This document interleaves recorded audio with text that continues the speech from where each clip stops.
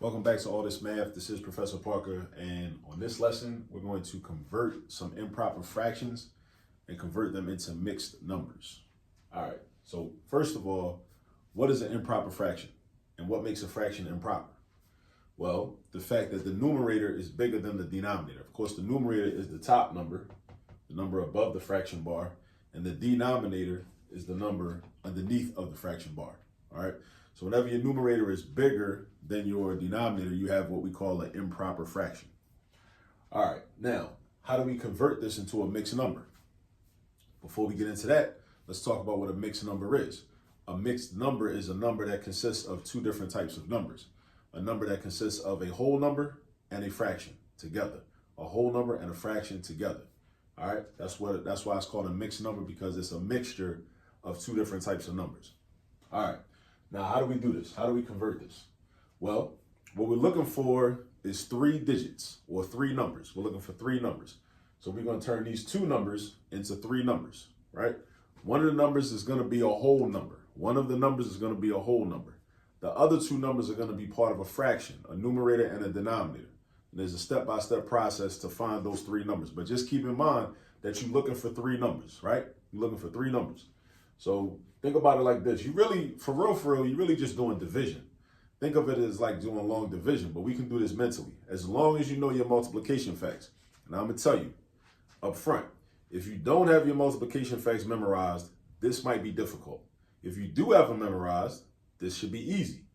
So do yourself a favor. If you don't have your multiplication facts memorized, make sure you memorize them ASAP, like yesterday.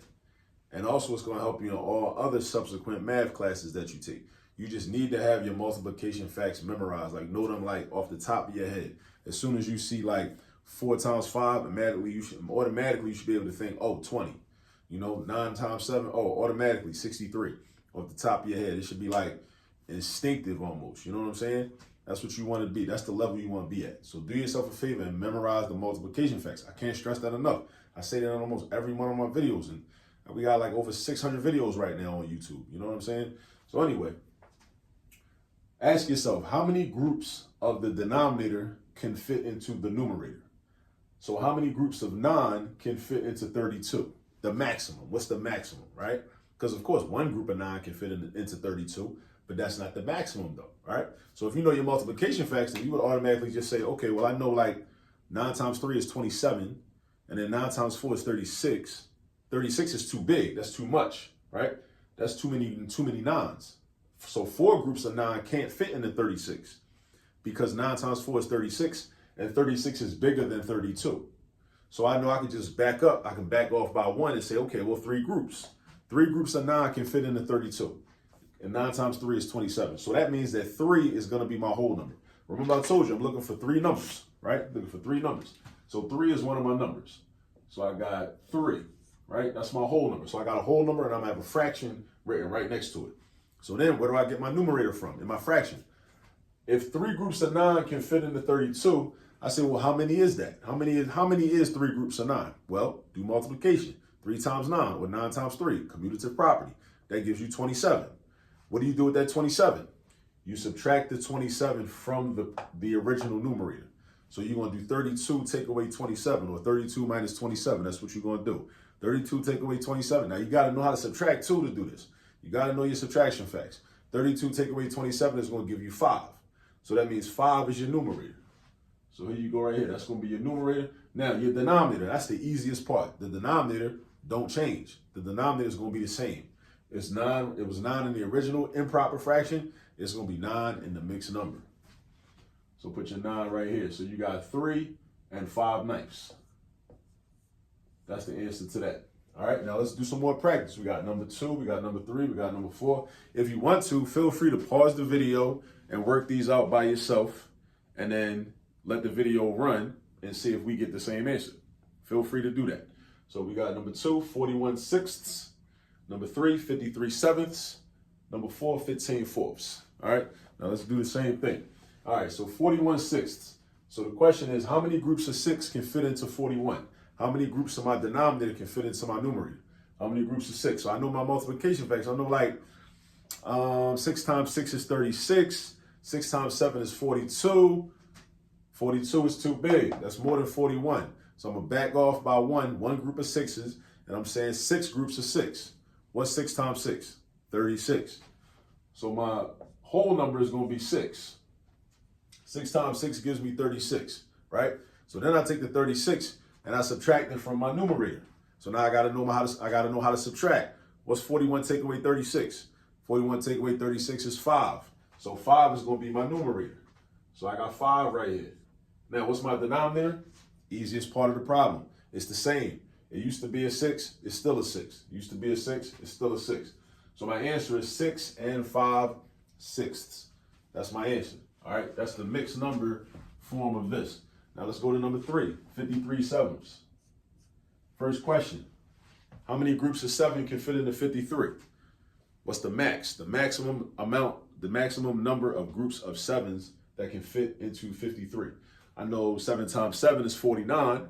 7 times 8 is 56. 56 is too much because that's more than 53. So we got to back down to 7. 7 times 7 is 49. So that means 7 groups of 7 is the max number of groups of 7s that can fit into 53. All right. So I got 7 right here. All right.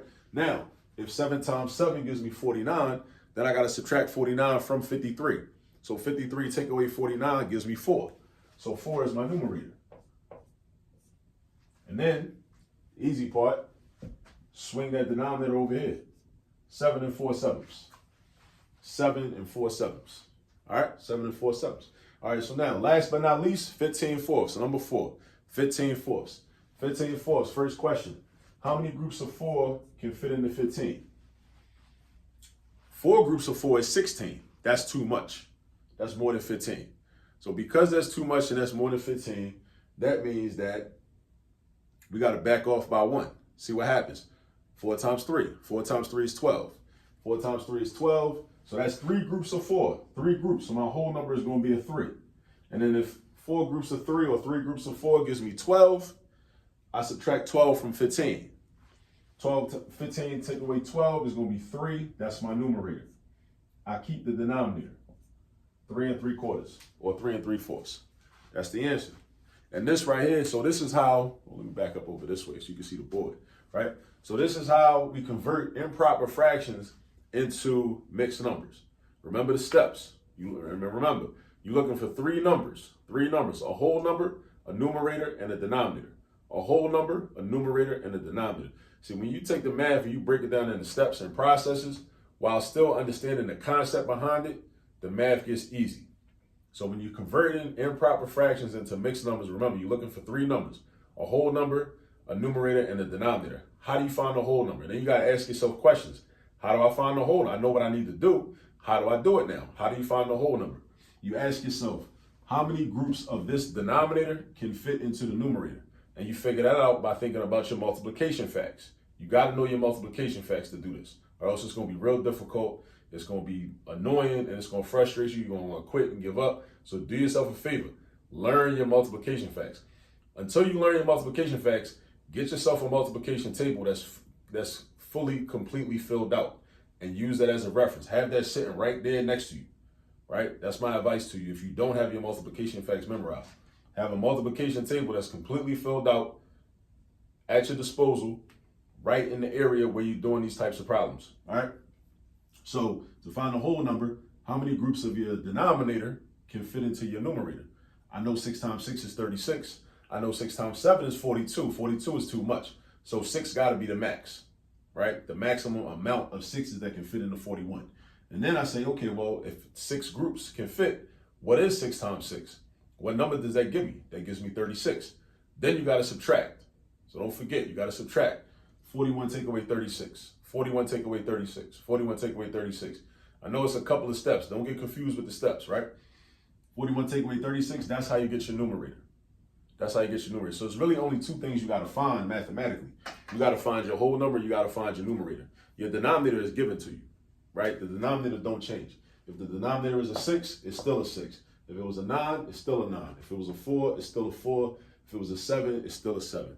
You know what I'm saying? So that's it. That's just a little video I wanted to do on how to convert improper fractions into mixed numbers. Now go practice. Go practice some problems. Practice, it gets you close to perfect. All right? See y'all later.